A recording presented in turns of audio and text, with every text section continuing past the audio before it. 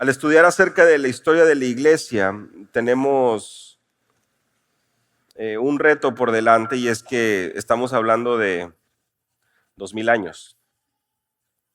Y posiblemente, claro, un poco más si consideramos la manera en que el Señor ha obrado, ha hablado anteriormente a los profetas con respecto a la llegada del Mesías. Pero concretamente, cuando hablamos de la manera en que el Señor obra providencialmente para su iglesia, para aquello que, como leemos en Mateo, será la que prevalecerá, y que aún ni siquiera las puertas del Hades prevalecerán contra ella. Eso lo leemos en Mateo capítulo 16, versículo 18. Cuando hablamos acerca de la iglesia de manera intencional, nos acercamos a ese momento precisamente donde Jesús anuncia la llegada o anuncia la fundación de la iglesia, de lo que el día de hoy nosotros conocemos, por supuesto, como el cuerpo de Cristo a la luz de la revelación del Nuevo Testamento. Nos hallamos como miembros los unos de los otros. Y sin duda los pilares que a lo largo de estas 3 semanas estuvimos estudiando son muy importantes. El pilar de la adoración a Dios, el tener como objetivo máximo el poder honrar a Dios, se convierte en algo que la iglesia primitiva ha practicado, ha procurado. Cuando hablamos de la palabra de Dios, es ese respeto a que, lejos de que exista alguna otra cosa que tenga valor, la palabra de Dios y su autoridad está por encima. Y cuando hablamos de la obra de Cristo, es precisamente el recordatorio que la obra de Cristo es suficiente para salvación, para el corazón del hombre. No hay nada que añadir, no hay nada que siquiera buscar complementar. La palabra de Dios, la obra de Cristo, nos conceden a nosotros la dirección, la instrucción y el momento correcto, adecuado, para poder realmente vivir a la luz de una preciosa realidad que hoy, como iglesia universal, recordamos, y es la resurrección de nuestro Señor Jesucristo. Fue un parteaguas, es un momento incomparable, es un momento que no tiene nada a su alrededor que pueda siquiera acercarse a la magnitud de lo que significa. Pero hoy, conforme nos acercamos, y yo sé que varios de ustedes tienen sus libros, los han podido conseguirlos, los tenemos también ahí atrás a la venta, disponibles para ustedes, para los que no lo tengan. El cuaderno de trabajo de precursores de la fe. Hoy comenzamos el capítulo 2. Y en este capítulo 2 vamos a estar tocando el tema sobre el libro de los Hechos, y concretamente el capítulo se titula De Pentecostés a Patmos, porque es precisamente el periodo de tiempo que conocemos como la era apostólica. En otras palabras, el tiempo o la línea de tiempo, los años que transcurren desde que la iglesia inicia en Pentecostés, en Hechos capítulo 2, hasta cuando el último apóstol de nuestro Señor Jesucristo fallece y llega y va con nuestro Señor, que es el caso de Juan, que, como ustedes saben, él fue llevado de alguna manera encarcelado, entre comillas, pero realmente desterrado en esta isla de Patmos, que es donde recibe la visión que nosotros conocemos como Apocalipsis. Esta es la era apostólica, y a lo largo de estos 3 domingos vamos a poder centrarnos precisamente en este momento de la historia tan importante y que de alguna manera también resuelve dudas con respecto a la misión de los apóstoles. ¿Quiénes son los apóstoles? ¿Por qué nada más ellos? O si acaso la Escritura nos habla o abre la posibilidad de que existieran más apóstoles, como hoy en día escuchamos. Lucas es quien escribe el libro de los Hechos, y algunos autores, algunos hermanos coinciden en que el libro de los Hechos, normalmente titulado como los Hechos de los Apóstoles, muy posiblemente debería ser titulado como los Hechos del Espíritu Santo, porque, como ustedes y yo sabemos, es el Espíritu Santo quien está obrando a través de la vida de estos apóstoles, de estos 12, que, como también recordarán, justo en el capítulo 1 nos encontramos ante la situación de requerir suplir a Judas. Pero antes de llegar ahí, es importante que podamos reconocer y recordar cuál es la misión de los discípulos, cuál es la misión de los apóstoles. Y el versículo 8 del capítulo 1 del libro de los Hechos nos dice que ante la pregunta de los discípulos con respecto al reino en Israel, el Señor Jesús responde y dice: no os corresponde a vosotros saber los tiempos ni las épocas, sino que el Padre ha fijado en su propia voluntad. Pero recibiréis poder, versículo 8, cuando el Espíritu Santo venga sobre vosotros, y me seréis testigos en Jerusalén, en toda Judea y Samaria, y hasta los confines de la tierra. Esto que con las hermanas hemos estado estudiando a lo largo de este año, el propósito o el bosquejo del libro de los Hechos es precisamente, nuevamente, parte importante del nacimiento de la iglesia, una época fundacional, una época donde los cimientos son establecidos. Y debemos de recordar esto precisamente porque es una figura, es una ilustración que se repite. No es simplemente algo para olvidar o es algo secundario, sino que es algo que viene a ser parte de la instrucción de los apóstoles, como vamos a ver en un momento más.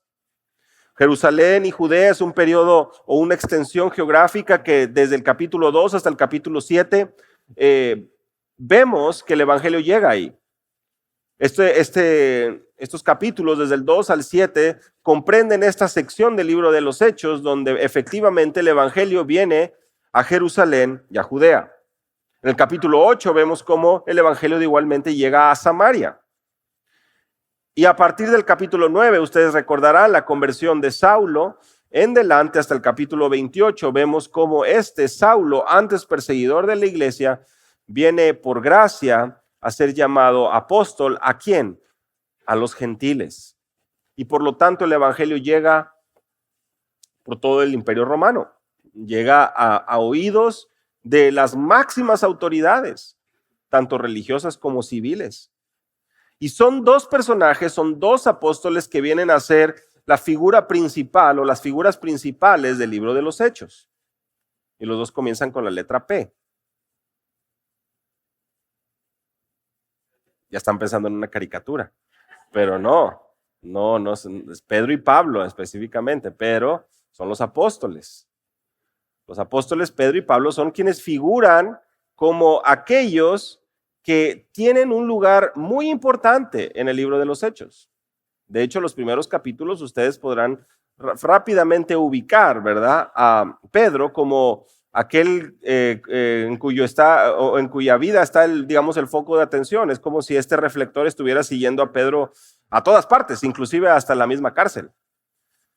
Y conforme avanzamos en el libro de los Hechos, nos damos cuenta que a partir del capítulo 13 más o menos, y yo sabía que un poco antes, por supuesto en su conversión, pero el reflector apunta a la vida del apóstol Pablo, quien está llevando el evangelio a lugares y a oídos gentiles. Eso es algo muy importante porque el Señor respalda su obra, respalda la predicación de la palabra en ambos contextos. Se cumple el propósito de poder llevar el evangelio hasta lo último de la tierra. Y conforme estamos meditando y mientras pensamos en los apóstoles, tenemos que preguntarnos. Ustedes recuerdan que Lucas es quien escribe Hechos, lo mencionaba hace un momento, y el Evangelio de Jesucristo, según Lucas, es el primer tomo. Por lo que el libro de los Hechos viene a servir como el segundo tomo. De hecho, miren, podemos imaginarlo así, o podemos no imaginarlo, verlo de la siguiente manera. Si queremos iniciar esta línea cronológica o esta línea de tiempo, nosotros ubicamos, para ser muy precisos, el nacimiento de nuestro Señor Jesucristo alrededor del año 4 antes de Cristo. Esto es porque yo sé que seguramente nosotros pensaríamos, diríamos, oye, pues es que pues se supone que el 0 es cuando nació. Bueno, hay ciertos errores que suceden, sobre todo en la parte de la Edad Media, con respecto al cálculo de los años, y nos damos cuenta, sobre todo a la luz de la historia con respecto a la muerte de Herodes. Pero para ser muy precisos, esos años entre el 4, 3 antes de Cristo es precisamente el año donde estimamos que es el nacimiento de nuestro Señor Jesucristo. Por lo que el Evangelio de Jesucristo, según Lucas, abarca desde más o menos ese periodo, esos años, ustedes lo saben, con aún el relato tenemos previo al nacimiento de Jesús, hasta alrededor del año 30 después de Cristo. Es decir, tenemos cerca de un periodo de 30 años que el primer tomo, el Evangelio de Jesucristo según Lucas, abarca, cubre. Y a partir de ahí, tenemos los siguientes aproximadamente 30 años donde Lucas permite que nos acerquemos a la vida de los apóstoles una vez que Cristo ascendió a los cielos. Es decir, que en total, en sus dos tomos, Lucas y Hechos, Lucas está abarcando aproximadamente un periodo de 55, 60 años, lo cual resulta ser muy importante. Y esto resulta ser importante, hermanos, porque a veces también tenemos en nuestra mente, y creo que conforme avancemos en la escuela dominical, vamos a ir ubicando momentos en la historia que de igual manera podemos ir conectando con lo que está sucediendo en nuestro país. Cuando hablamos de una línea de tiempo y cuando hablamos de la historia de la iglesia, no hablamos de fantasía, hablamos de hechos y situaciones reales, personajes que vivieron, y no simplemente de algo que somos llamados a creer sin ninguna razón, sin ningún sustento. Y es por eso que resulta muy importante que conforme avancemos en el estudio podamos estar bien fundados, bien establecidos, bien cimentados en la palabra de Dios, porque esta es la que va trazando precisamente el origen histórico de esta línea de tiempo y de esto que ahora conocemos precisamente como pues la Iglesia Universal, de la manera en cómo el Evangelio llegó a oídos de tantas personas y hasta el día de hoy continúa llegando y alcanzando, miren, personas en México, ¿verdad?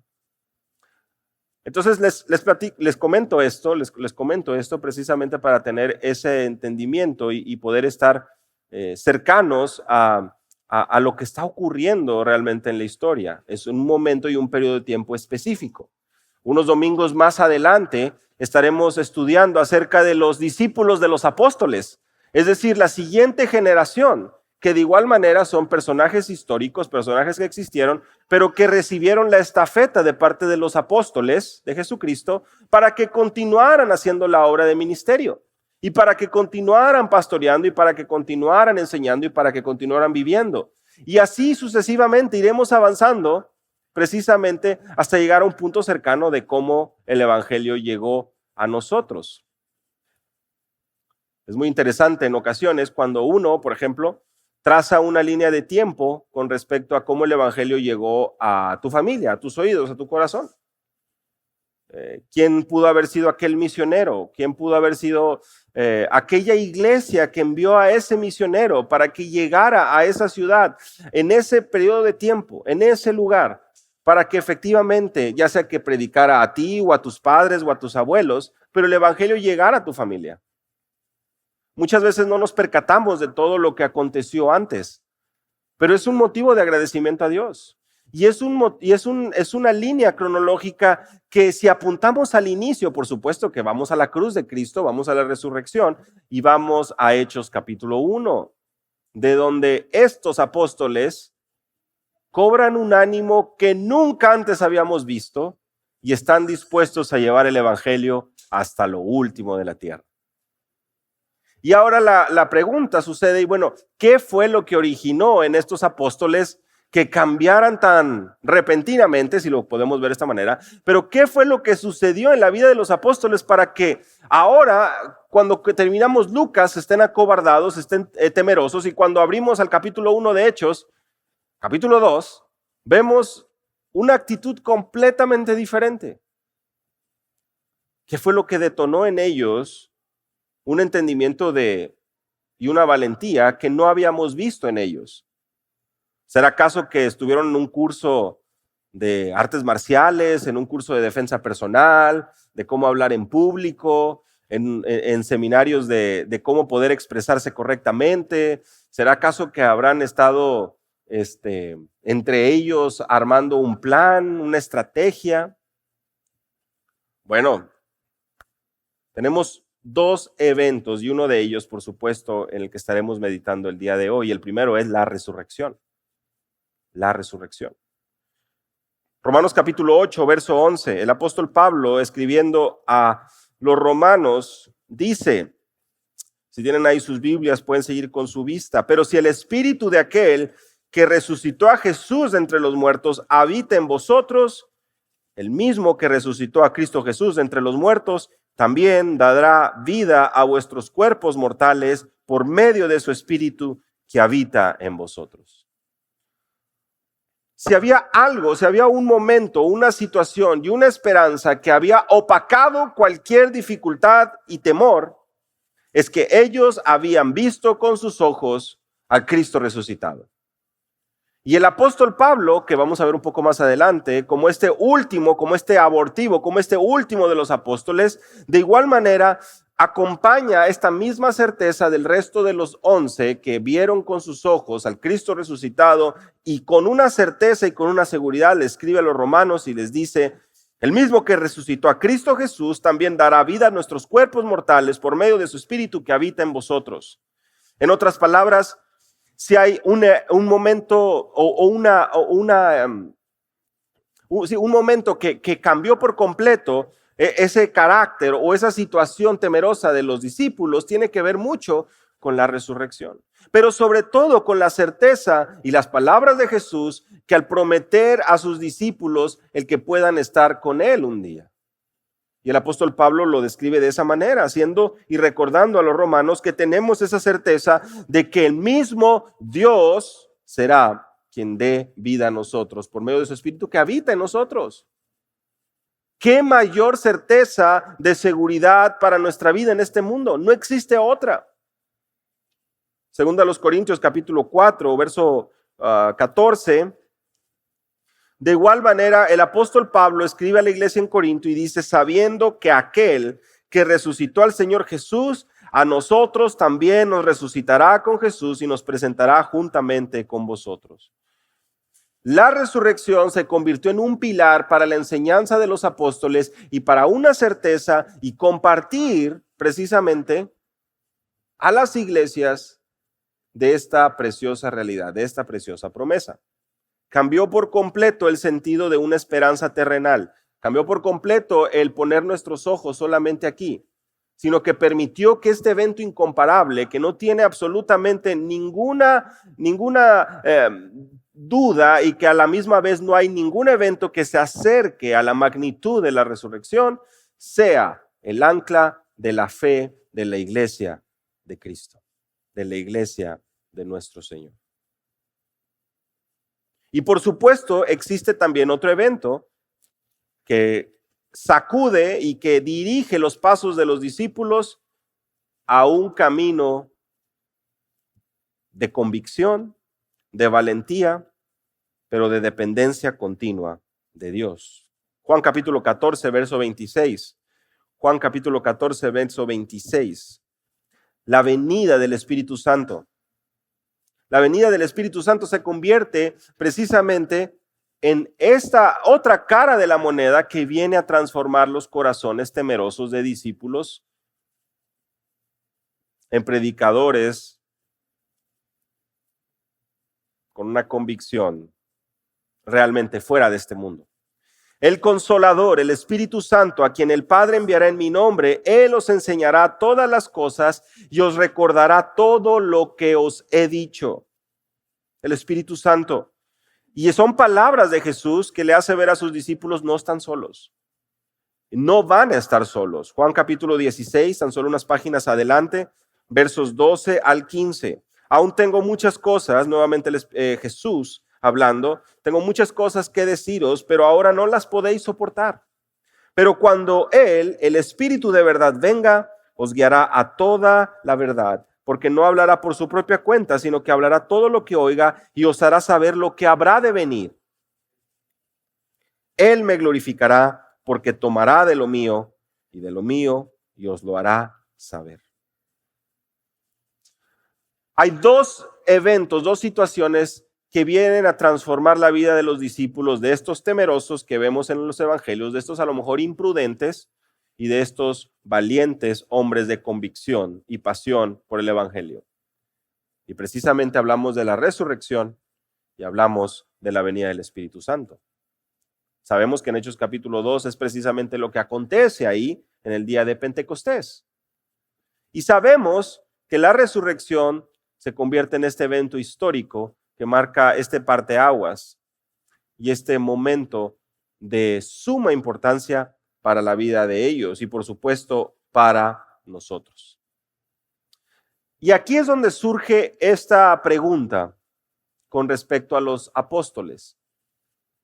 Y es que, si bien es cierto, tú y yo leemos acerca de cuándo son elegidos, quién los elige, bueno, bíblicamente habrá alguna manera que nosotros podamos definir y podamos ver las cualidades o las características que debe tener un apóstol de Jesucristo.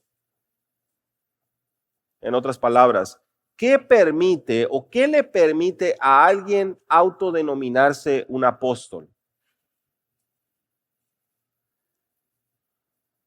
¿Qué le permite a alguien tener la autoridad para poder nombrar a otro como un apóstol?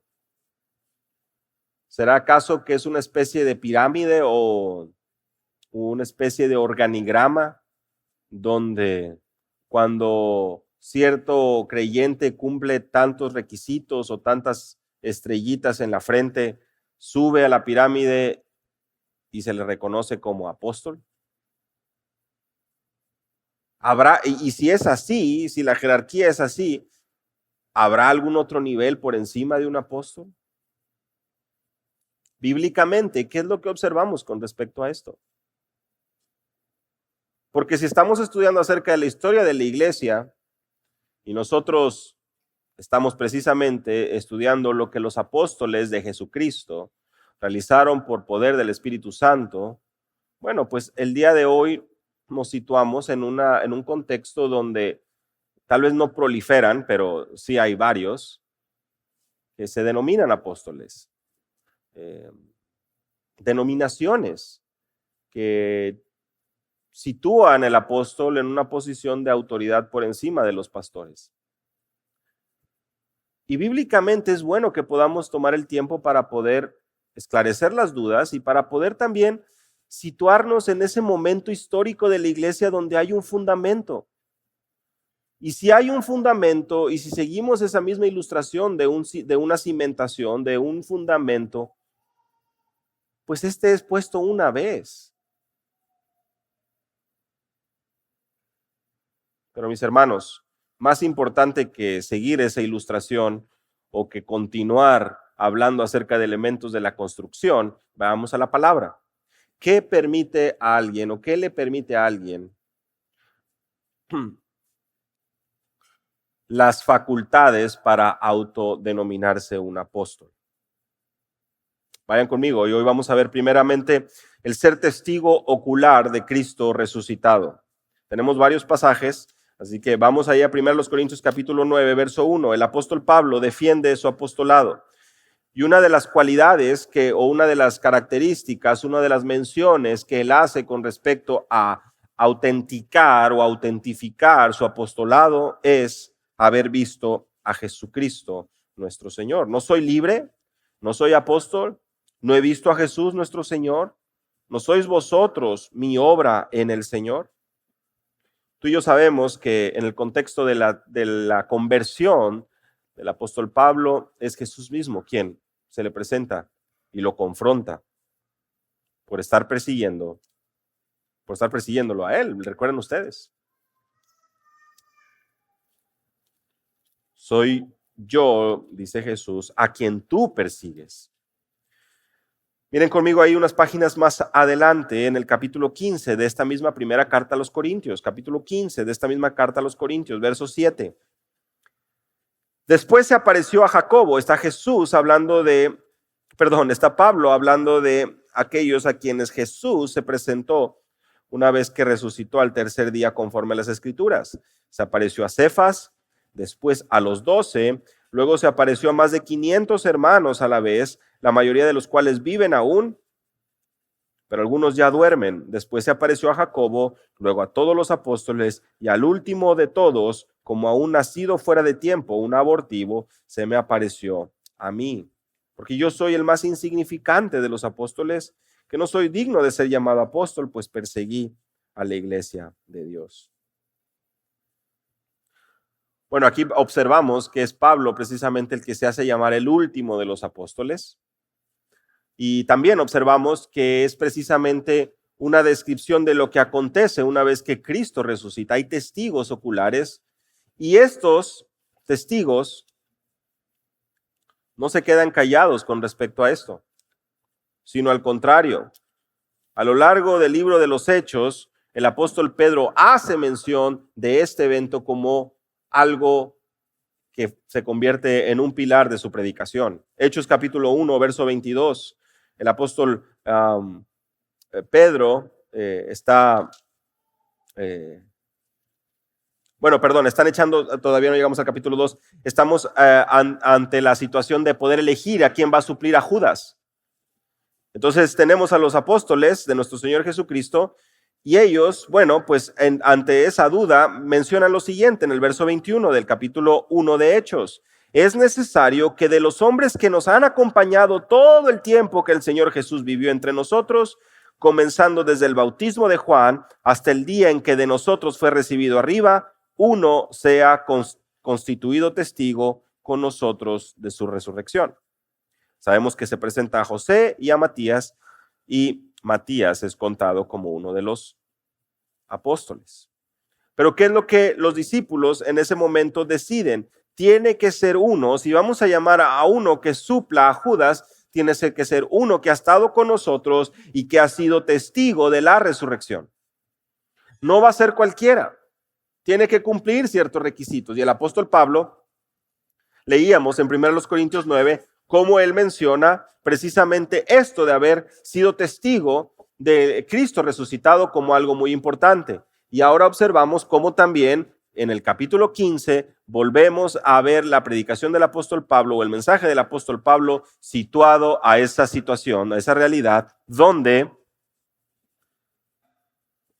hay una evidencia y hay un grupo de testigos de Cristo después de su resurrección.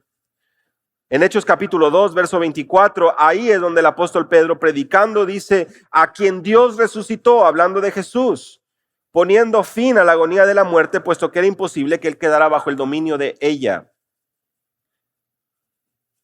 Es Jesús quien ha resucitado y se convierte en este pilar del mensaje del apóstol Pedro. Capítulo 3, verso 15, nuevamente el segundo sermón de Pedro. Repudiaste al santo y justo, pediste que se os concediera un asesino, diste muerte al autor de la vida, al que Dios resucitó de entre los muertos. Y vean conmigo la parte final del verso 15, de lo cual nosotros somos testigos. Ahí está. Los apóstoles son testigos. El apóstol Pedro se incluye en este grupo de testigos de la resurrección de Cristo. Capítulo 4, verso 10. Nuevamente. Sabed todos, una vez que Pedro, lleno del Espíritu Santo, le responde a los gobernantes y ancianos del pueblo, les dice, sabed todos vosotros y todo el pueblo de Israel, que en el nombre de Jesucristo el Nazareno, a quien vosotros crucificasteis y a quien Dios resucitó de entre los muertos, por él este hombre se halla sano aquí delante de vosotros. Es la predicación del Cristo resucitado, la predicación que transformó la vida de unos pescadores, algunos de ellos, por supuesto, en hombres con convicción. Es un cambio sobrenatural, pero que de la misma manera estamos observando ahora, se convierte en uno de los requisitos, el haber sido testigo ocular del Cristo resucitado, se convierte en uno de los requisitos indispensables para poder ser llamado apóstol de Jesucristo. Pedro en casa de Cornelio, capítulo 10, verso 39, dice, nosotros somos testigos de todas las cosas que hizo en la tierra, hablando de Jesús, Hechos 10, 39.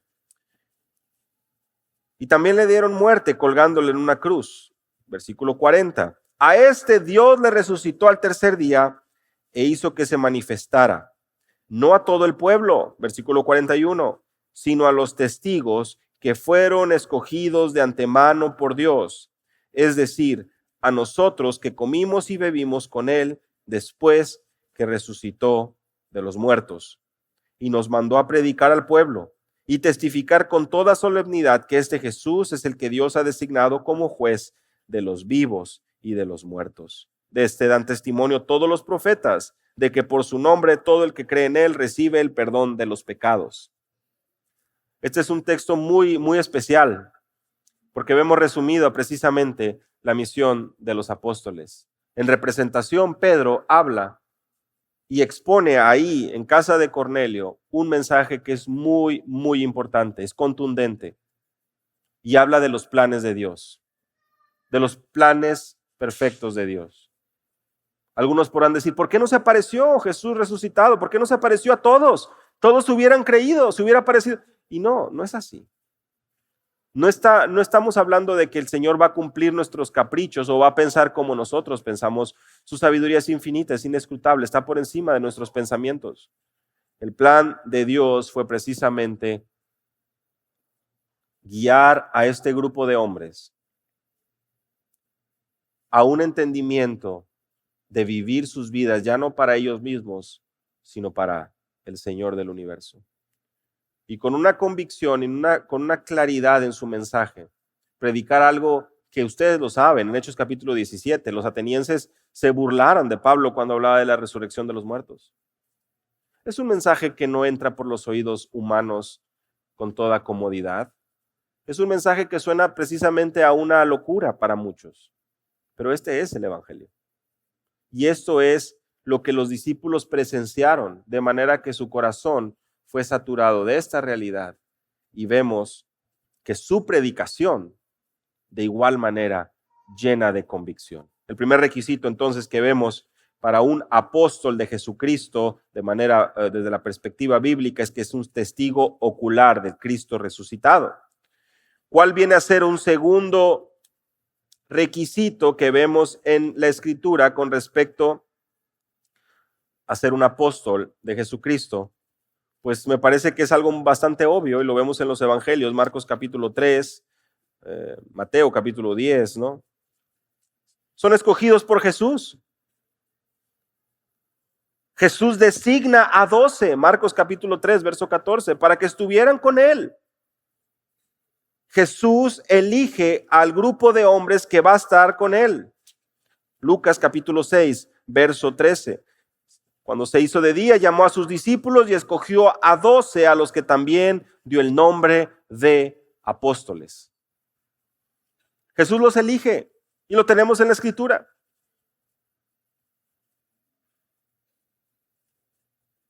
A veces luchamos, ¿verdad?, con el tema de la elección cuando hablamos de la salvación.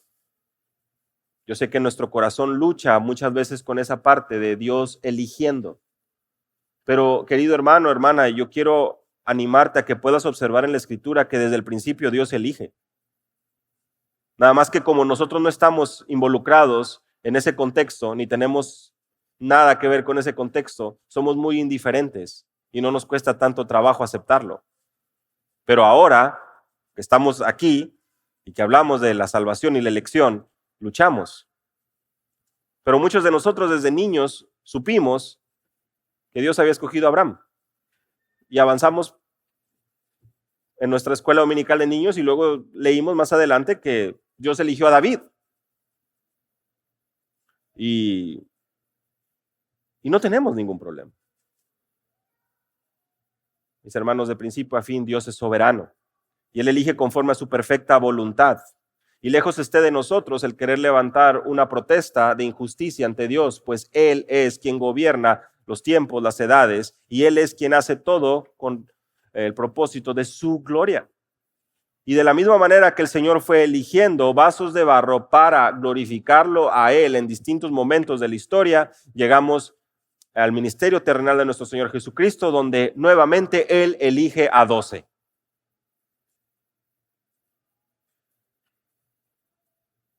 Y aún Judas, elegido como había sido profetizado, con un propósito.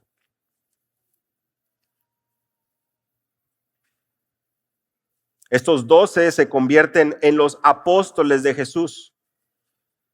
Y en Gálatas capítulo 1, verso 1, vemos la introducción ahí a la carta a los Gálatas. Y el apóstol Pablo escribe, Pablo, apóstol, no de parte de hombres, ni mediante hombre alguno, sino por medio de Jesucristo y de Dios el Padre, que le resucitó de entre los muertos.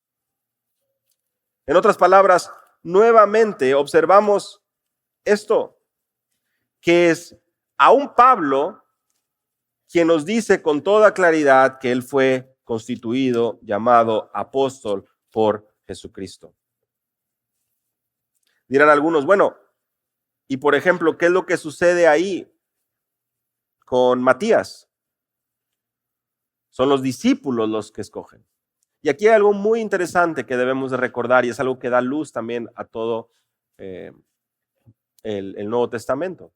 Y es que los apóstoles no obran en independencia de Cristo. Jesús elige a los 12 para que sean esos apóstoles. Y la palabra de apóstol, lo que nosotros vemos y entendemos a la luz del original con respecto a apóstol, es un enviado, es un mensajero que va con la autoridad de aquel que lo está enviando.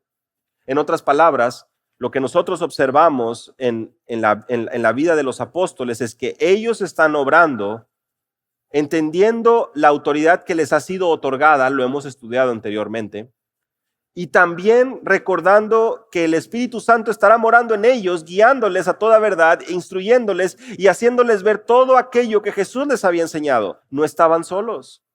Y por lo tanto, ellos obraban, actuaban en completa armonía con la voluntad de Cristo, con la voluntad del Padre.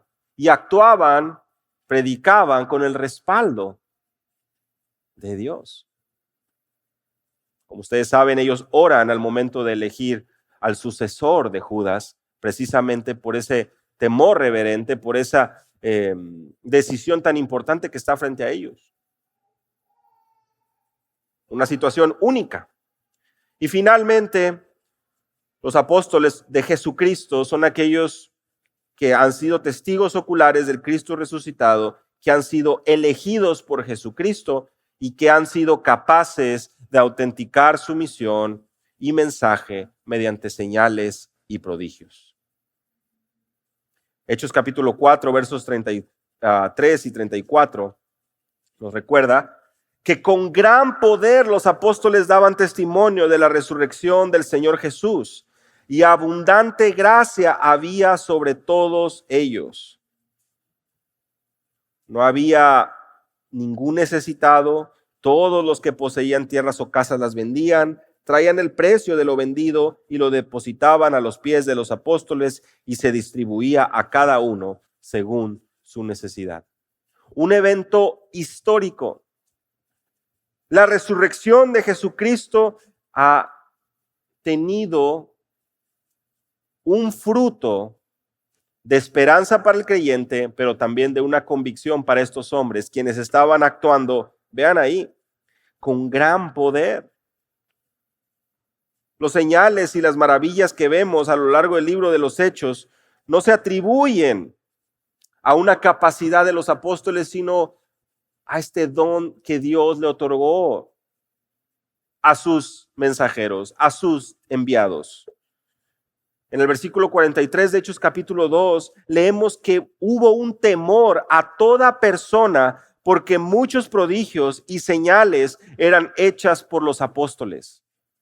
Mira, desde el inicio de Hechos capítulo del libro de los Hechos, en el capítulo 2, verso 43, observamos que hay un temor reverente que ya inunda la mente de las personas porque hay prodigios y señales que están siendo realizadas por los apóstoles. Y lo mismo observamos con respecto al apóstol Pablo en 2 Corintios 2, verso 12, 2 Corintios 12, 12. Pablo se encuentra defendiendo su apostolado Y él menciona y dice, entre vosotros, entre ustedes, los corintios, se operaron los milagros o las señales de un verdadero apóstol, con toda perseverancia, por medio de señales, prodigios y milagros. Señales, prodigios y milagros. El apostolado es un don, así como es un oficio. El ser un apóstol de Jesucristo es un don y es un oficio. Y eso lo vemos porque a lo largo del listado de los dones espirituales que tenemos, por ejemplo, en 1 Corintios 12, se nos menciona también a los apóstoles. En la iglesia de Dios, Él es quien ha designado apóstoles, profetas, maestros, luego milagros, después dones de sanidad, ayudas, administraciones, diversas clases de lenguas. Verso 29 de 1 Corintios 12. ¿Acaso son todos apóstoles? ¿Acaso son todos profetas? ¿Acaso son todos maestros? ¿Acaso todos son obradores de milagro? ¿Acaso todos tienen dones de sanidad? ¿Hablan todos en lenguas? ¿Interpretan todos? Mas desead ardientemente los mejores dones y aún yo os muestro un camino más excelente. Y ahí damos pie a 1 Corintios 13, que ya cubrimos, ¿verdad? Pero se dan cuenta cómo en el listado de los dones espirituales para la iglesia se encuentran los apóstoles. Es un don que el Señor concede, Efesios capítulo 4, verso 11. No puede ser tomado solamente como el oficio, que claro que lo es, pero también el saber que ahí en Efesios capítulo 4, cuando Dios habla acerca de que ha concedido la gracia conforme a la medida del don de Cristo en la vida de la iglesia, de igual manera Él dice que Él dio a algunos el ser apóstoles, otros profetas, otros evangelistas, otros pastores maestros, a fin de capacitar a los santos para la obra de ministerio, para la edificación del cuerpo de Cristo. Hay un propósito cuando el Señor otorga el don del apostolado y establece a estos 12 apóstoles. Hay un propósito. Y es lo que vemos en Efesios 2:20. Así pues, ya no sois extranjeros ni advenedizos, versículo 19, sino que sois conciudadanos de los santos, sois familia de Dios, edificados sobre el fundamento de los apóstoles y profetas, siendo Cristo Jesús mismo la piedra angular. Cristo Jesús mismo la piedra angular. Y la iglesia siendo edificada para ser un templo santo en el Señor. Mis hermanos, en esta mañana hemos podido estudiar y hacer un estudio, una clase, un tanto rápida, pero bíblica, con respecto a por qué resulta realmente tan peligroso el que personas se puedan autodenominar profetas apóstoles.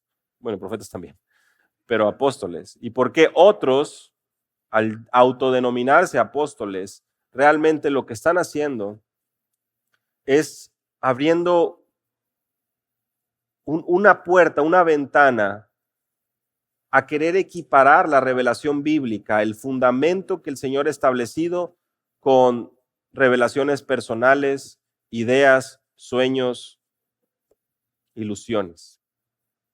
Un apóstol de Jesucristo, bíblicamente, tuvo que haber sido un testigo ocular de su resurrección. Un apóstol de Jesucristo, de acuerdo a la Escritura, tuvo que haber sido enviado y elegido por Jesús mismo. Y número 3, un apóstol de Jesucristo realizó las obras y señales y prodigios que vemos precisamente en el libro de los Hechos. Sin ningún error, sin ninguna falla, sin ningún margen de equivocación,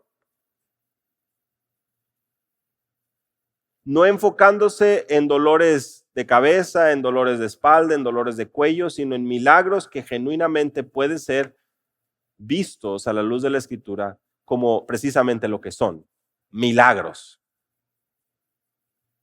Un apóstol de Jesucristo es aquel que ha recibido de parte de Él, de parte de Jesús, que recibió esa encomienda de ser testigo hasta lo último de la tierra para proporcionar ese fundamento que vemos en Efesios capítulo 2, verso 20. Y de esa manera establecer ese fundamento a través de su ministerio, pero también a través de lo que hoy conocemos en el Nuevo Testamento. Porque cada uno de las cartas, de los libros que vemos en el Antiguo Testamento fue escrita por uno de los apóstoles o por alguien que escribió con el respaldo de uno de los apóstoles. Es el testimonio que nosotros tenemos.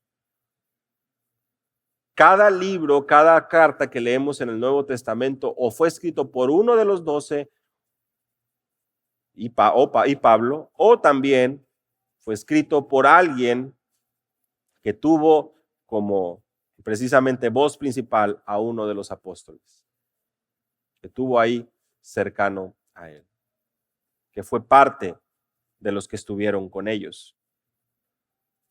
Y esto es, hermanos, lo que proporciona el fundamento, esto es lo que proporciona precisamente el inicio de este ciclo, o este capítulo 2, que nos va a llevar precisamente a poder contemplar y admirar la obra de Dios a través de estos hombres, que como sabemos, si bien es cierto, se nos presentan como hombres del pueblo, con profesiones, temerosos, son transformados en hombres de convicción, en hombres llenos de valor, en hombres cuyo corazón mora el Espíritu, quien está dando continuo testimonio, ayuda y guiando los pasos para que puedan rehacer la obra del ministerio.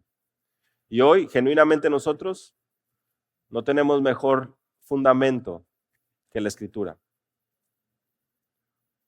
Lejos de escuchar voces de algunos autodenominados profetas o apóstoles con nueva revelación, con nuevos mensajes, con nuevas ideas, dice el apóstol Pedro, nosotros tenemos la palabra profética más segura y no tenemos necesidad de estar escuchando supuesta nueva revelación.